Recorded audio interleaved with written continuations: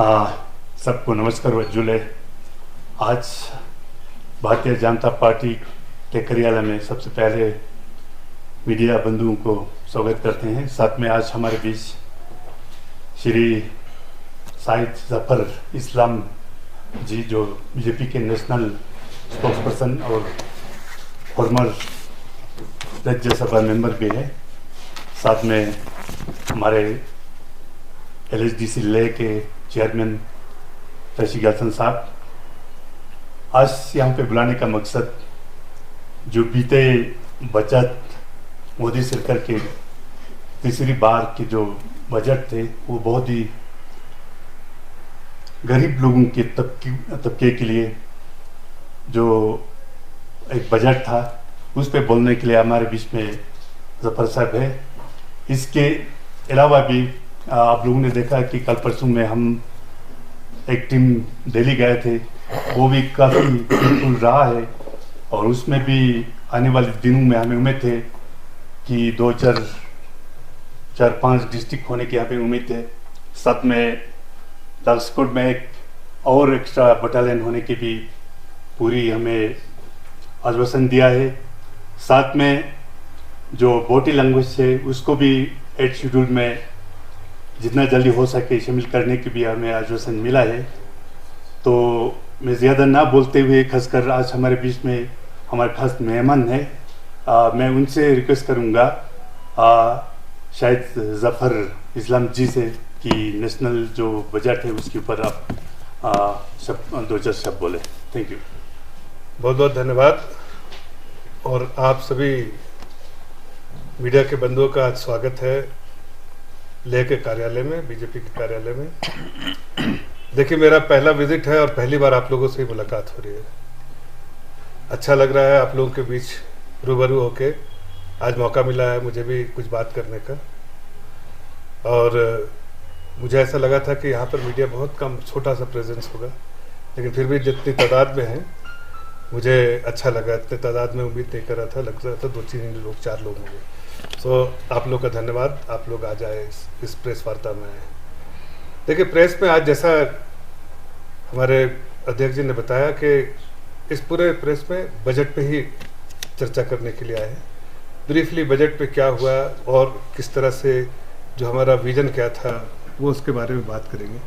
साथ साथ जब यहाँ हम लद्दाख में और लेह में अगर हम बात कर रहे हैं उसके बारे में, तो जाहिर है हम बजटरी एलोकेशन जो है, जो आवंटन हुआ है आपके क्षेत्र के लिए, उसके बारे में भी थोड़ा चर्चा करेंगे और वो चर्चा ताशी जी करेंगे। तो मैं जो जनरल बजट जो इस बार का जो है 2024-25 का जो बजट पेश हुआ है, तो आप समझते हैं कि बजट जब किसी देश में पेश होता है, चाहे आप अपने घर से ही सोच लीजिए, तो आप देखते हैं कि कितनी आमदनी है, कितना खर्चा है और कम से कम जो हमको कर्जा लेना चाहिए। ये फोकस होता है किसी भी परिवार का, किसी भी कंपनी का, किसी भी देश का। और उसके बाद वो कॉन्सेप्ट को ही जो है हर साल प्रेजेंट किया जाता है कि कितना रेवेन्यू कलेक्शन हुआ, रेवेन्यू रिसीव मेरा इतना है, कितना एक्सपेंडिचर है, और अगर उसमें एक्सपेंडिचर ज़्यादा है तो फिस्कल डेफिसिट होगा, जो खर्चा करने के लिए जो पैसा कम होगा उसके लिए हम जो कम से कम खर्चा करें ताकि आगे आने वाली पीढ़ियों पर उसका जोर ज़्यादा ना पड़े। तो उसका कितना से कम में हम उसको मैनेज करते हैं। ये अपने आप में पूरी दुनिया देखती है कि किस देश का बजट कैसा है, कितना एक्सपेंडिचर है, कितना रेवेन्यू है और उसके बाद उसमें कितना डेफिसिट है या सरप्लस है। हमारे देश में जो है बजट जो है सालों साल से आ रहा है डेफिसिट बजट, लेकिन उसमें भी डेफिसिट बजट में देखते हैं कि फिस्कल प्रूडेंस बोलते हैं या फिस्कल डिसिप्लिन, कि किस तरह से फिस्कल डिसिप्लिन जो है देश जो है मैनेज कर रहा है, उसको क्या पॉलिसी इनिशिएटिव, इसमें क्या पॉलिसी डिसीजन है, क्या विजन है वहाँ के देश का, और उसको बहुत गहराई से जो है पूरी दुनिया देखती है। खास के जो इकोनॉमिक से रिलेटेड है, इकोनॉमिक वर्ल्ड से और जो फाइनेंशियल वर्ल्ड से जो रिलेटेड है उनको तो, और बिजनेस से रिलेटेड है वो तो सबसे पहले ये देखते हैं कि fiscal deficit, GDP and fiscal deficit का नंबर क्या है।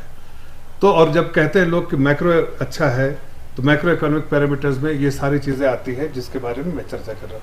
तो मैं पहले थोड़ा ब्रीफली इसके बारे में करूँगा कि इस बार के बजट में क्या अच्छा हुआ और किस तरह से पाथ ब्रेकिंग जो है इनिशिएटिव सरकार ने लिया। देखिए बजट जो है वो विजन डॉक्यूमेंट है, सरकार का कितना रिसोर्सेज है, कहाँ आवंटन करना चाहिए, क्या प्रायोरिटी सेक्टर है हमारा, क्या फोकस एरिया है, कहाँ हमको किसके लिए करना है, और उसी को ध्यान में रखते हुए जब वो जो आपका जो विजन डॉक्यूमेंट है उसको ध्यान में रखते हैं आप आवंटन करते हैं।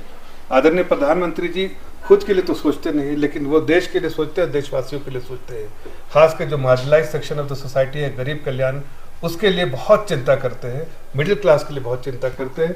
इसलिए इसमें हम बारीकी से देखेंगे कि इस बार जो हमारे बजट में आदरणीय प्रधानमंत्री जी की जो सोच है और जो उनका विजन है विकसित भारत का, वो इस पहली बार जो विकसित मोदी 3.0 में पहला विकसित भारत का बजट जो है वो किस दिशा में है, और जो 2047 का जो हमारा संकल्प है आदरणीय प्रधानमंत्री जी का, उसकी अगर आप ठीक से एनालाइज करेंगे, सकारात्मक तौर से देखेंगे, तो आपको साफ दिखेगा, उसी की झलक दिखेगी कि हम जो अमृतकाल 5 साल के अमृतकाल का संकल्प जो है और 2047 का जो संकल्प है, उस दिशा में इस बजट को पेश किया गया। इस बजट का जो सबसे बड़ी बात जो है कि पूरे दुनिया में आप देखिए तो इकोनॉमी चरमराती हुई है। आपको ही मालूम होगा, सभी लोगों को मालूम होगा कि 2014 में जब हमने इस सरकार में आए थे, तो जब देश की अर्थव्यवस्था को इनहेरिट किया था तो चरमराती अर्थव्यवस्था था, और दुनिया में कहा जाता था कि सबसे 5 जो सबसे कमज़ोर लार्ज इकोनॉमी, बड़े देश की जो इकोनॉमी है जो सबसे कमज़ोर है, उसमें से भारत उस 5 देशों में भारत भी था। इसलिए कि पॉलिसी पैरालिसिस, इसलिए कि कोई पॉलिसी इनिशिएटिव नहीं, कोई रिफॉर्म्स नहीं, और 78 करप्शन जो है वो कांग्रेस के यूपीए के समय हुए थे। तो जो अर्थव्यवस्था बिल्कुल लड़खड़ाई थी, वहाँ से आदरणीय प्रधानमंत्री जी ने जब अर्थव्यवस्था को संभाला, तो उस वक्त हमारा फोकस रहा कि पहले अर्थव्यवस्था को इकोनॉमी को पटरी पे बैठाएं। पटरी पे बैठाने का इसलिए कि ट्रेन उसी वक्त आप तेजी से रन कर सकते हैं जब मजबूत पटरी हो। न्यू मजबूत होगा तो आप जो है मंजिल बना सकते हैं। तो आदरणीय प्रधानमंत्री जी ने उस वक्त इस बात की चिंता नहीं की कि किस हालत में हमने चरमराती इकोनॉमी के लिए व्हाइट पेपर ले आते तो शायद हमारी पार्टी को बहुत फायदा होता, लेकिन देश कमजोर हो जाता। तो प्रधानमंत्री जी ने ऐसा फैसला लिया कि व्हाइट पेपर नहीं लाएंगे। जो 78 जो स्कैम हुए हैं उसको अगर पब्लिक प्लेटफॉर्म में सबको ले आएंगे तो पूरी दुनिया का कॉन्फिडेंस भारतवर्ष से खत्म हो जाएगा। देश हित में जैसे सोचने वाले प्रधानमंत्री ने देश हित में सोचा और कहा कि क्रिटिसिज्म हम ले लेंगे, लेकिन जो उनके काले करतूत है उसका क्रिटिसिज्म हम लेंगे, लेकिन हम देश को किसी तरह से भी नीचे नहीं झुकने देंगे। वही हुआ कि उन्होंने सारी जो उनकी तकलीफ थी अब हम इनहेरिट कर लिया और उस वक्त से देश की अर्थव्यवस्था बनाने में लग गए। आज आप देखिए, मैं गर्व से कह सकता हूँ कि मैं थोड़ा सिनॉप्सिस आपको बता रहा हूँ बजट को किस दिशा में 10 साल से सोच रहे थे और आगे के 2047 का जो विकसित भारत का जो संकल्प है वो किस दिशा में हम लेके जा रहे हैं। जो विजन है आदरणीय प्रधानमंत्री जी का, आज जो 2014 से आज तक का जीडीपी जो है हमारा 3 टाइम हो गया, 3x से भी ज़्यादा जीडीपी हो गया। साइज ऑफ द इकोनॉमी जो है 3 टाइम बढ़ गया है। अगर 1 रुपये की इकोनॉमी थी तो अब 3 रुपये की इकोनॉमी है, ऐसा समझ लीजिए। और सबसे अहम बात है कि 2004 से 2014 में हमने 11वें स्थान पे अपनी अर्थव्यवस्था को छोड़ा था। ग्लोबल इकोनॉमी के परिप्रेक्ष्य में देखते हैं तो 2014 में हमारी इकोनॉमी जो है 11वें स्थान में थी, 2004 में भी 11वें स्थान में थी। तो पिछले जो यूपीए के समय 10 साल में इकोनॉमी अर्थव्यवस्था हमारी चरमराती रही, खराब हो गया। बहुत सारे आपको मैक्रो इकोनॉमिक पैरामीटर्स दे सकते हैं इस बात को दर्शाने के लिए कि किस तरह से इकोनॉमी को उन्होंने खराब किया था, चाहे वो इन्फ्लेशन का नंबर हो, चाहे ग्रोथ का नंबर हो, चाहे आपका जो एनपीएस का नंबर हो, सब चीज़ें जो है वो इकोनॉमी को कमज़ोर करती थी। वहाँ से हमने जब 2014 से 2024 के बीच में 3 टाइम जीडीपी साइज बढ़ गया है। ग्रोथ हमारा बहुत तेज़ी से चल रहा है। हमारे जो एनपीए जो हमने इनहेरिट किया था, बैंकों की हालत बहुत ख़राब थी। बैंक ऋण देने की हालत में नहीं थी, अब बैंक ऋण देने की हालत में है, हालत ही में नहीं, बहुत मजबूत स्थिति में है। और हमारी जो अर्थव्यवस्था 11वें स्थान से 2014 में आज 5वें स्थान पे है और 5वीं से तीसरे स्थान में जाने में बहुत थोड़ा सा अंतर है। हम जिस रफ्तार से हमारी इकोनॉमी बढ़ रही है, जिस तरह से जीडीपी ग्रो हो रहा है, जिस तरह से इकोनॉमिक एक्टिविटीज दिख रही है, जिस तरह से जितना जो हाई फ्रीक्वेंसी डेटा देख रहे हैं, जैसे पीएमआई मैन्युफैक्चरिंग, पीएमआई सर्विसेज, ये सारे जो है उस बात को दर्शाते हैं कि अगर पीएमआई मैन्युफैक्चरिंग देखते हैं 50 उस पर आता है नंबर 50, मतलब इकोनॉमिक एक्टिविटी तेज है कोई, और यहाँ तो 60 के ऊपर चल रहा है, ऐतिहासिक है। तो इससे समझ में आता है कि जो पॉलिसी रिफॉर्म्स, स्ट्रक्चरल रिफॉर्म्स आदरणीय प्रधानमंत्री जी ने पिछले 10 सालों में लिया, उसका फायदा आज देश को हो रहा है और देशवासियों को हो रहा है। तो इस बजट में भी कंटिन्यूटी रही हमारी, जो सोच थी प्रधानमंत्री जी की कि देश को मजबूत करता है, देश को तेजी से अर्थव्यवस्था को दौड़ाना, और जो पटरी बिछाने का काम था हमने कर दिया, अर्थव्यवस्था को मजबूत बनाने का काम कर दिया। अब अर्थव्यवस्था मजबूती के साथ दौड़े, जैसे आईसीयू से निकले, पहले रूम में लाया, रूम से लाए घर पे लाया, घर से लेकर ग्राउंड में आ गए दौड़ने के लिए, वो स्थिति है। इसलिए इस पूरे जो बजट में हमारा फोकस रहा है, और आदरणीय प्रधानमंत्री जी की 2 ही सोच है, देश मजबूत हो, जो भी बजट हो उसका फायदा देश को और देशवासियों को हो। इसी सोच के, इसी संकल्प के साथ इस बजट को भी पेश किया गया। और इसमें सबसे बड़ी बात है कि हमने जो ध्यान दिया है, वो हमने ध्यान दिया है जॉब क्रिएशन पे। आपको पता है कि जॉब क्रिएशन जो है वो हमारे लिए एक चुनौती का सब्जेक्ट है, और इसलिए चुनौती का सब्जेक्ट है, आपको समझना पड़ेगा कि 144 करोड़ आबादी इस पूरे दुनिया की यहाँ रहती है, जो 20% ऑफ दुनिया की आबादी जो है वो इस देश में रहती है। मानो कि अगर यूके की आबादी देखें तो 20 यूनाइटेड किंगडम इस देश में समा जाए, और कितने ऑस्ट्रेलिया समा जाए, कितने बड़े बड़े कंट्रियाँ समा जाए, छोड़ दीजिए। 20 यूनाइटेड किंगडम जो हमको रूल करते थे, उनको भी पिछाड़ के पीछे हम आगे बढ़ गए हैं। अपने जो रैंकिंग है उसमें आप 5वें स्थान पे, वो 6ठे स्थान पे। अब सिर्फ जर्मनी और इस जापान को पीछे छोड़ना है, बहुत नज़दीक। और 2032 तक हमारा अनुमान है कि हम चाइना को पीछे छोड़ देंगे, ऐसा हमारा अनुमान है। नंबर 2 में हम हो जाएंगे, या बहुत नज़दीक नंबर 2 के से बहुत नज़दीक हो जाएंगे। अभी इतना बड़ा गैप है, वो गैप को श्रिंक करके यहाँ तक करने की जो हमारे संकल्प है आदरणीय प्रधानमंत्री जी की, वो हो जाएगी। दूसरी बात, तो हमने कोशिश की कि ये जो हमारे देश में जो जनता है, उसमें जो यंग पॉपुलेशन जो है, वह यंग वर्कफोर्स है, वो सबसे ज़्यादा है। सबसे ज़्यादा यंग फोर्स जो है इस देश में है। तो जाहिर है हमारे लिए ये बहुत बड़ी चुनौती का सबब है, और हम उसके लिए इस दिशा में काम भी कर रहे हैं। पिछले 10 सालों में हमने 12.9 करोड़ जॉब क्रिएट किया है, 12.9 करोड़। आगे आने वाले दिनों में जॉब क्रिएशन के लिए हमने 2 लाख करोड़ 5 साल के लिए आवंटन किया गया है।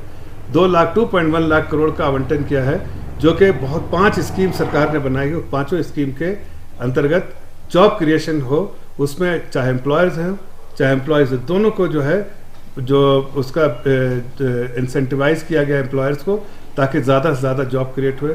यंग फोर्स को जो इंटर्नशिप के लिए भी हमने 1 साल की इंटर्नशिप के लिए जो स्कीम लेकर आए हैं, उसमें जो योगदान जो है 5,000 उनको मिलेगा, उसमें से 90% भारत सरकार देगी, 10% प्राइवेट कंपनी देगी।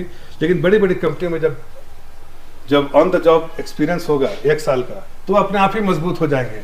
क्या आप मजबूत हो जाएंगे? इसलिए कि किताबों का एक लिमिटेड ये रहता है कि आपको डिग्री मिलती है, लेकिन एक्सपीरियंस जो है ना, मेक्स अ मैन परफेक्ट। तो इसलिए प्रधानमंत्री की सोच है कि स्किल डेवलपमेंट पे बहुत फोकस होना चाहिए।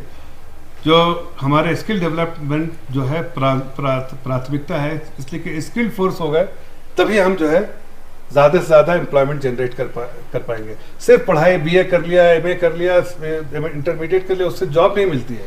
अब आप देखिए, छोटी सी बात बताता हूँ, जर्मनी जैसे देश में 96% लोग जो एम्प्लॉयबल है, मीन्स उनके पास हुनर है, मीन्स वो कोई स्किल्स उनके पास है, टैलेंट है, जो उसको वो इस्तेमाल करते हैं, उनको ट्रेनिंग मिलती है, और वो जहीं कहीं उनकी रिक्वायरमेंट है उस पर खप जाते हैं। हमारे यहाँ ऐसा नहीं। पहले तो हमारे पास कोई स्किल डेवलपमेंट मिनिस्ट्री नहीं थी। अब प्रधानमंत्री जी ने स्किल डेवलपमेंट मिनिस्ट्री की है। उस स्किल डेवलपमेंट मिनिस्ट्री में हमने बहुत बड़ा आवंटन किया, 1.48 लाख करोड़ का भी किया, जो स्किल डेवलपमेंट और जो यूथ डेवलपमेंट के लिए और जॉब क्रिएशन के लिए 2 लाख करोड़ का भी हमने आवंटन किया है इस बजट में। जो सीधा इसका बेनिफिट जो है वो हमारे यंग वर्किंग फोर्स जो है दुनिया में, यंग टैलेंट है। देखिए, यंग टैलेंट को हमको नर्चर करना है, यही हमारे लिए जो है जो अर्थव्यवस्था को और तेज़ी बढ़ाने में काम जो हाथ बटाएगी। और अगर अनप्रोडक्टिव हो जाते हैं तो यही जो डेमोग्राफिक डिविडेंड बोलते हैं वो डेमोग्राफिक कर्ज बन जाता है। ये अगर काम नहीं करते तो हम पे लाइबिलिटी बन जाएंगे यंग फोर्स। तो इसलिए प्रधानमंत्री की जो सोच है, ये मैं कहता हूँ ऐसा और दुनिया भी कहती है, ऐसा कहती है कि किसी ने नहीं सोचा था। आउट ऑफ बॉक्स इनिशिएटिव है जो 5 स्कीम है, अनप्रेसिडेंटेड है। कभी ऐसा किसी ने इतिहास में सोचा नहीं, किसी देश में भी नहीं, इस तरह से एक साथ जॉब क्रिएशन कैसे किया जाए। और उसका इस बार जो बजट पे प्रधानमंत्री जी ने इस नई स्कीम को 5 स्कीम कैसे एम्प्लॉयमेंट जनरेट किया जाए, 4.1 करोड़ जॉब क्रिएट होगी, इसका पूरा जो है रोड मैप जो है उस पूरे इसमें 5 स्कीम में है। साथ साथ आप देखिए एग्रीकल्चर सेक्टर, हमारा जो प्रधानमंत्री जो ने पिछले और अब जो कहते हैं और पिछले, अगर आपने अंतरिम बजट देखा होगा जो पिछले बार जो 4 महीने के लिए बजट पेश हुआ था, उसमें भी हमने इस बात का जिक्र किया था कि हमारे लिए सोसाइटी में पूरे सोसाइटी को मैप करना है तो 4 तरीके से जो है उसको ज्ञान बोलते हैं। पूरा सोसाइटी जो मैप हो जाता है उसमें गरीब, युवा, अन्नदाता और महिला। तो हमने जो 1.5 लाख करोड़ का जो गरीब कल्याण मिनिस्ट्री के लिए आवंटन किया है, बहुत बड़ा एलोकेशन है। हमने 80 करोड़ लोगों को मुफ्त खाना देते हैं जो वो 5 साल के लिए, और हमने उसको एक्सटेंड कर दिया है। हम कोई, जब हम कहते हैं कि मुफ्त, हम मुफ्त का इसलिए वर्ड इस्तेमाल कर रहे हैं कि उनको कोई इस पर, किसी आम नागरिक को कोई इस पर बोझ नहीं है, उनको राशन मिलता रहता है। ये देश आगे बढ़ रहा है तो देश के रिसोर्सेज में उनका पहला हक है और उनको उस तरह के रिसोर्सेज से फायदा होना चाहिए। इसलिए भारत सरकार उन 80 करोड़ लोगों को देश के खजाने से जो है उसमें बांटती है और उनको देती है। साथ साथ महिलाओं के लिए 3 लाख करोड़ का, बहुत सारे स्कीम के अगर देखें, सबका अगर ये निकाल के देखें तो 3 लाख करोड़ का जो है आवंटन जो है महिलाओं के लिए किया गया है। उसी तरह से अगर आप देखिए तो रूरल डेवलपमेंट में, चाहे वो प्रधानमंत्री 25,000 किलोमीटर प्रधानमंत्री सड़क योजना के अंतर्गत 25,000 किलोमीटर सड़क बनेगी, उसके लिए इस बार, और बहुत सारे जो है उससे लद्दाख में भी बहुत सारे एरिया को फायदा होगा उसमें, और भी देश के हर कोने कोने में जो रूरल सेक्टर में, चाहे पानी हो, चाहे जल से नल से जल, या फिर आपको इलेक्ट्रिसिटी कनेक्शन, या फिर आपको सड़क बनाना, या फिर आपको बहुत सारी चीज़ जो रूरल एरिया में होता है उसको डेवलप करने के लिए या नई सिटीज़ को बनाने के लिए, उसके लिए जो है हमने रूरल डेवलपमेंट में 2,56,65,000 करोड़ का हमने आवंटन किया है। उसी तरह से हमने हेल्थ सेक्टर में भी आयुष्मान भारत में 70 साल के उम्र तक के ऊपर के लोग, पहले तो 50 करोड़ लोग थे, अब 70 साल उम्र जिनकी भी, चाहे किसी कैटेगरी में आते हैं, उनको आयुष्मान भारत का सीधा लाभ मिलेगा। उनको बेनिफिशियरी होंगे, उनको जो 5 लाख का उनको जो इंश्योरेंस है वो उनको भी मिलेगा।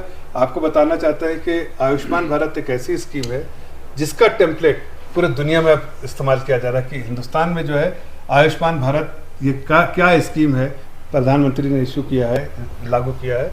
अब हार्वर्ड जैसे मैनेजमेंट इंस्टीट्यूट में और कई ऐसे कंट्री में इसके बारे में स्टडी किया जा रहा है कि कैसे ये इतना बड़ा स्कीम कैसे सक्सेसफुली इम्प्लीमेंट किया गया भारत में, और इतना सक्सेसफुल स्कीम है और इसका सीधा फायदा जो है वो आम नागरिक, मिडिल क्लास और लोअर मिडिल क्लास से हुआ है।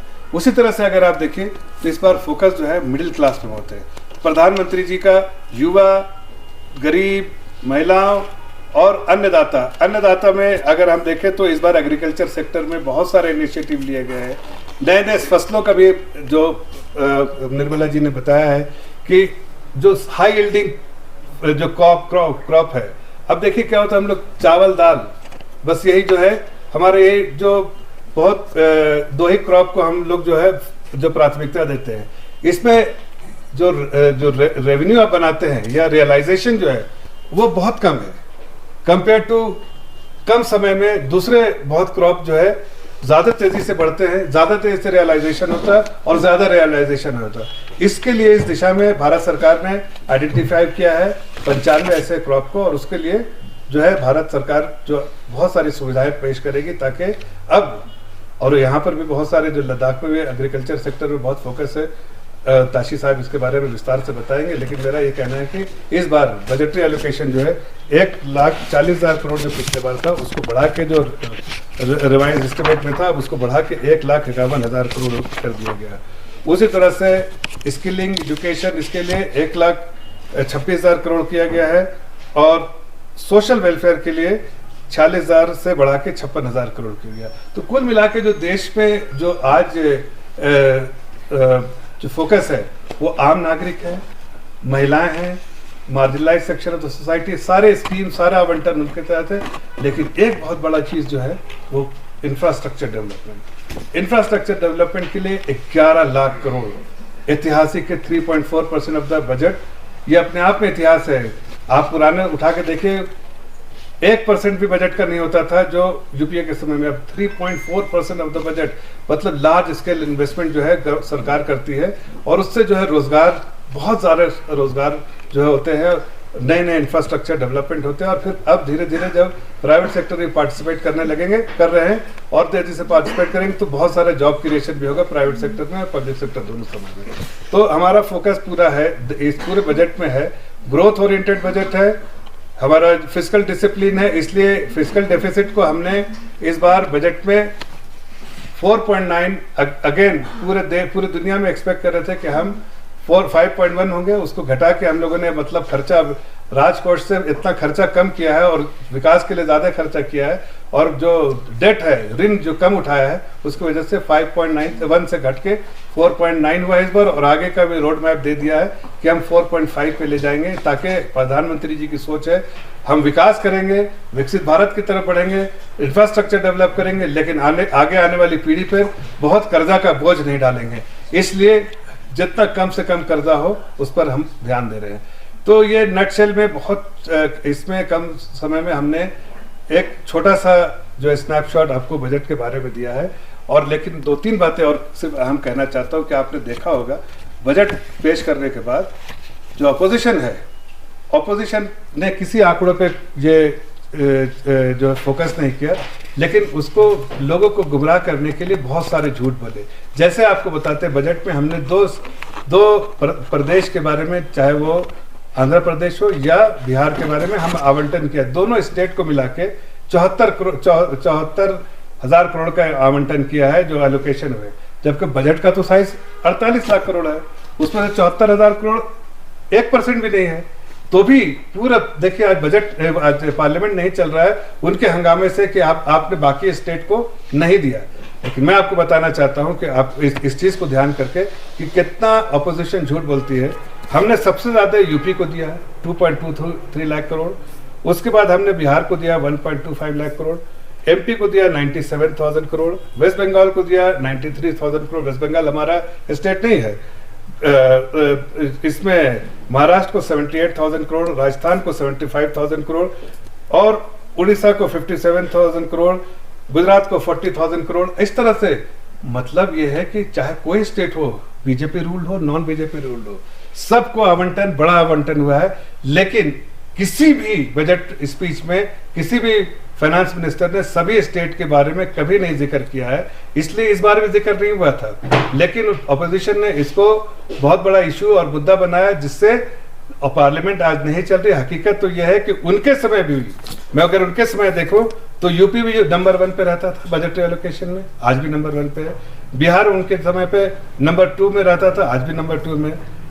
वेस्ट बंगाल जो है नंबर 3 पे रहता था, हमारे यहाँ नंबर 4 पे। एमपी जो है उनके नंबर 4 पे रहता था, यहाँ नंबर 3 पे है। इतना ही फर्क है, बाकी सब स्टेट उसी तरह से आवंटन किया है। लेकिन झूठ बोलने की जो कवायद है, इसलिए लोगों को गुमराह कर रहे हैं। और ये जानते बूझते कि आज आपको एक ऐसा आंकड़ा बताता हूँ कि देखिए पूरी दुनिया की जो अर्थव्यवस्था है वो श्रिंक कर रही है, लेकिन जो जीडीपी, ग्लोबल जीडीपी इंक्रीमेंटल जो हर साल का जीडीपी है, उसका 18%, मतलब समझिए कि 1/5, 1 रुपया में 18 पैसा या 20 पैसा, 5वां आदमी जो उसका कंट्रीब्यूशन इस देश से जा रहा है। मतलब हम पूरे दुनिया के जीडीपी का 18% इस देश से जा रहा है, इस देश की वजह से हो रहा है। जो ग्लोबल जीडीपी का कैलकुलेशन होता है तो भारत उस पर कंट्रीब्यूट करता है 18%। ये अपने आप में बहुत बड़ा अचीवमेंट है। लेकिन अपोजिशन बेंच उसको, उस चीज को दरकिनार करते हुए ऐसे मुद्दे उठाता है जिसका ना तो सच्चाई से कोई लेना देना है, ना तो कोई उसमें सच्चाई है, लेकिन लोगों को भी गुमराह करते हैं कि बाकी स्टेट को नहीं मिला। मैं आपके सामने आंकड़े दे दिया है कि यूपी को 2.23 करोड़ मिला है, वेस्ट बंगाल को 93,000 करोड़ मिला आवंटन हुआ है, लेकिन उनका कहना है कि मुझे तो कुछ नहीं मिला। भाई 74,000 करोड़ अगर आंध्र प्रदेश को, अगर उनके यहाँ स्टेट कैपिटल नहीं, अगर उनको 15,000 करोड़ दिया गया तो क्या बुरा हुआ। अगर नेपाल में इतने सालों से बात चल रही है लेकिन वो बाढ़ का जो समाधान नहीं निकल पाया है, तो वहां से जो फ्लड होता है, पूरा संपत्ति, कितने लोगों के नुकसान होती है बिहार में, तो उसका समाधान तो निकालना पड़ेगा देश को। अगर ऐसा तो नहीं कि हम नेपाल के लिए जिंदगी भर रुके रहेंगे, कुछ ना कुछ समाधान तो निकालना पड़ेगा। तो हमारी सरकार ने उसका आवंटन किया, उस पर 55, 56, 57,000 करोड़, लेकिन बाकी प्रदेश के लिए भी किया है, उससे बहुत ज्यादा किया है। अब महाराष्ट्र को तो कहीं नाम नहीं है, 78,000 करोड़ का महाराष्ट्र में आवंटन है, फिर भी नाम नहीं है। तो मैं सिर्फ इतना कहना चाह रहा हूँ कि कुछ जो अपोजिशन लीडर्स हैं उनका कुछ काम है, खासकर राहुल गांधी जी, जो ऐसे मुद्दे उठाते हैं जो सच्चाई से परे है, लेकिन उनका काम है, लीडर ऑफ अपोजिशन तो बन गए हैं, लेकिन उनको एलओपी का मतलब लीडर ऑफ अपोजिशन होता है पार्लियामेंट में, लेकिन उनको लगता है कि गलत समझ में आ गया है, एलओपी का मतलब लीडर ऑफ प्रोपेगेंडा हो गया है। तो प्रोपेगेंडा कर रहे हैं, तथ्य को नहीं देख रहे हैं और तथ्य से परे होके बातें कह रहे हैं। इसलिए कल अनुराग ठाकुर जी ने भी उनको बताया कि थोड़ा अगर धर्म की बात करते हैं तो धर्म के बारे में पढ़ के आइए, इकोनॉमी के बारे में बात करते हैं इकोनॉमी के बारे में पढ़ के आइए, अगर आप किसी स्पेसिफिक चीज के बारे में पढ़ के आते हैं तो उसका पूरा बात करके, हाथ पे अगर आप कॉन्स्टिट्यूशन लेके घूमते हैं तो कॉन्स्टिट्यूशन को पढ़ के आइए। लेकिन आप जब कोट करते हैं और गलत कोट करते हैं तो खुद भी एक्सपोज होते हैं, ऑपोजिशन बेंच को भी एक्सपोज करते हैं, और फिर जब आपको पता चलता है आप एक्सपोज हो गए तो आप पार्लियामेंट को नहीं चलने देते हैं। तो बस मैं इतनी सी बात रखा। अब हमारे मित्र जो है ताशी जी, वो आपके प्रदेश में इस बजट में क्या है उसके बारे में थोड़ा चर्चा करेंगे। धन्यवाद।